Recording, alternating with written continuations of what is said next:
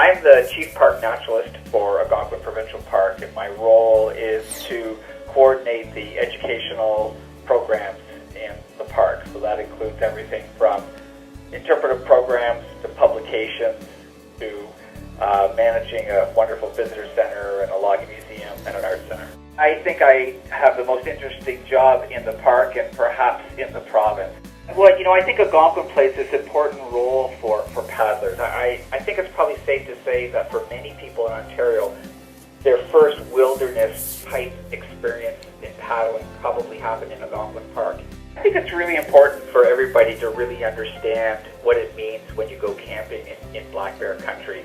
And what I'm really trying to look at in this presentation is to look at the role of education and how important education plays in something like managing people's expectation when they're camping in the backcountry, but also how education can play such an important role in management, messaging, and how we actually manage a species like black bear. So the idea really there is that if you have a good understanding of why black bears do what they do, you have a better ability to be safe in black bear country.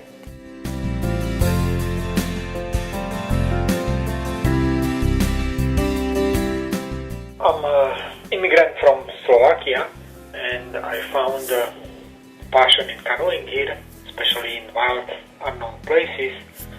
And I also found Lynette here, who does paddling in the wild, unknown places. So we go together on many rivers and lakes where not many other people go into. And this will be our story, how we crossed with other four friends from Hudson Bay to Ungava Bay in very northern Quebec.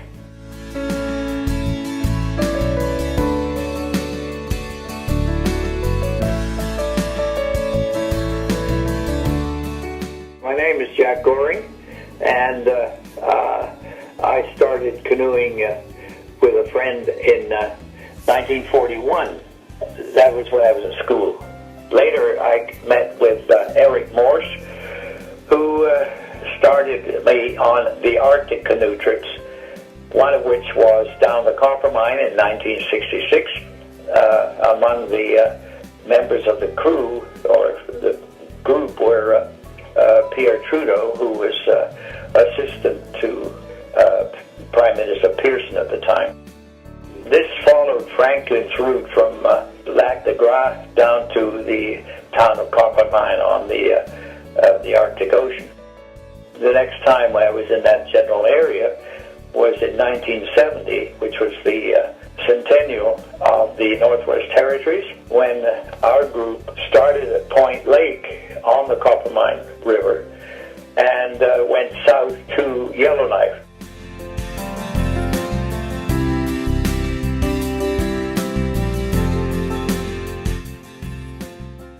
I was working as a camp counselor at just another camp, Gitchigumi. I used to teach kids to paddle canoes out in the water on those hot summer days.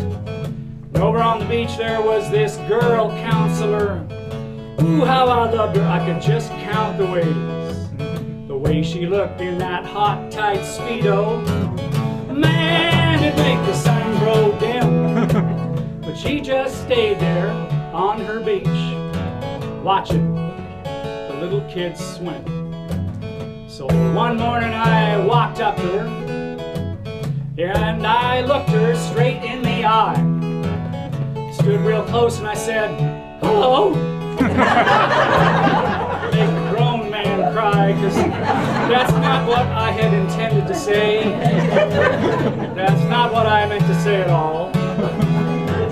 Because what I had in mind went something like this, kind of a northern counselor's mating call. You wanna paddle with me, baby? You wanna move with me, baby? You wanna groove with me, baby? Into the night.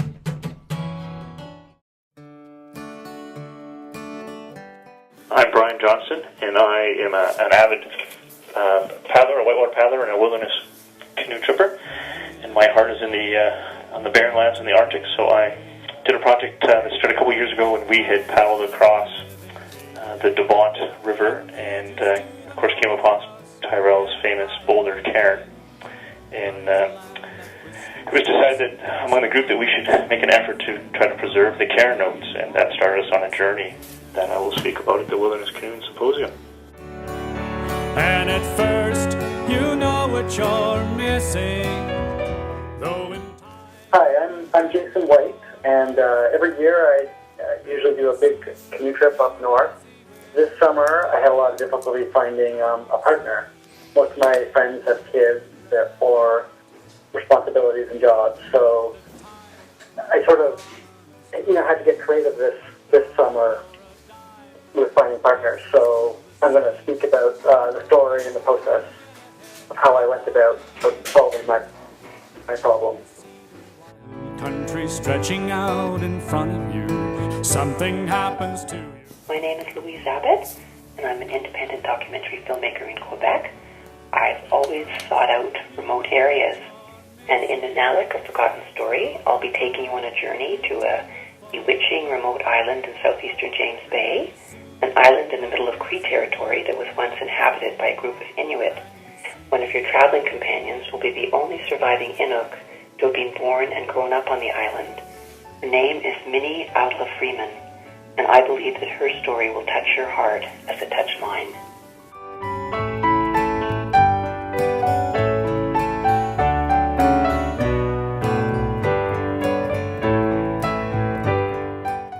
I am Emma Brandy. I am from Toronto, Ontario, and I grew up going to camp near Huntsville, Ontario. I started going there when I was young, and I just started to love canoeing and canoe tripping. I thought that was a summer identity because I started working at the summer camp, and then I would go to school in the school year, like regular people. And then I realized in university that I wanted it to be more than a summer identity. So what I'll be talking about in my presentation is the evolution of that identity from some summer identity to recognizing a lifestyle that I wanted for myself. I went to do my master's in outdoor education at the University of Edinburgh, and in an attempt to write something for my thesis that I felt connected to, I found something called autoethnography, and I'll be discussing how that research style became a source of writing inspiration, and how I found transformation through canoe tripping and through writing about that experience. For the first load of tomorrow will be in. My name is Connor Myhill. I'm a writer and a photographer in Sault Ste. Marie, Ontario. My passion is sharing the joys that I find in the outdoors with other people, and that might be through outdoor adventure, through paddling and skiing and winter camping and all the other things I like to do, and also through environmental activism as well. I think it's important as someone who likes to participate in the outdoors also to be willing to defend it as well. We did a neat trip. We started pretty much right at the end of the managed waterscape up there, so to speak. So right at the headwaters of the James Bay Project diversions, and we headed into wild water. So we headed north and northwest to the Great Whale River, and kind of deked in and out of the Great Whale onto the Coates River, which is a lesser traveled river that we found to be very pleasant. Lots of nice runnable rapids and big falls and lakes, and just wonderful scenery up there. Semi-open country, so the portaging was generally pretty good, although there weren't any trails. We didn't see very many signs of people passing before us. Just a great time to be out on the land for 30 days. You fall into a comfortable rhythm that anyone who's done a long trip would be familiar with, and I think something that I'm really enjoying and passionate about. Drops away and leaves me free to roam. I'm Nancy Scott, and I've worked as a park planner with the Ontario Ministry of Natural Resources throughout Northern Ontario. So for over 25 years, my role has involved field reconnaissance and preparation of management plans for parks such as Woodland Caribou, Wabakini, Sasagi, and Killarney. I have a deep interest in the outdoors that has led to a long-standing knowledge and fascination for Lake Nipigon. So As an avid canoeist and kayaker, I'm committed to the conservation of the natural world, with a particular passion for wilderness preservation. You know the man I fly with. My name is Devin Ine. I'm a junior high school student from East Granby, Connecticut in the United States. I'm relatively new to canoe tripping. I go to Camp Keewaydin. My first year was 2 years ago, and I've been going back ever since. Well, I guess my name is Anna McLean. I'm 16 years old. I live just outside of Washington, D.C., and I'm also a junior in high school. I started canoe tripping when I was 11 or 12. This is my 6th summer at Camp Keewaydin. I guess it was my second to last summer, and Devin and I will be going to the Bay next summer, or the Hudson Bay next summer. I definitely see this becoming part of my life. It's something that I think you will always keep with you, even if you don't decide to pursue it in the future, but I know I will. I've had some of the most fun I've ever had in my entire life on these trips, and there's nothing like the experience of being out in the middle of basically nowhere and seeing the beauty of nature around you, and just being able to share it with some of your closest friends. And the North lives here in me. I've been up here for far too long, but I still like what I see, 'cause I live here in the North, and the North lives here.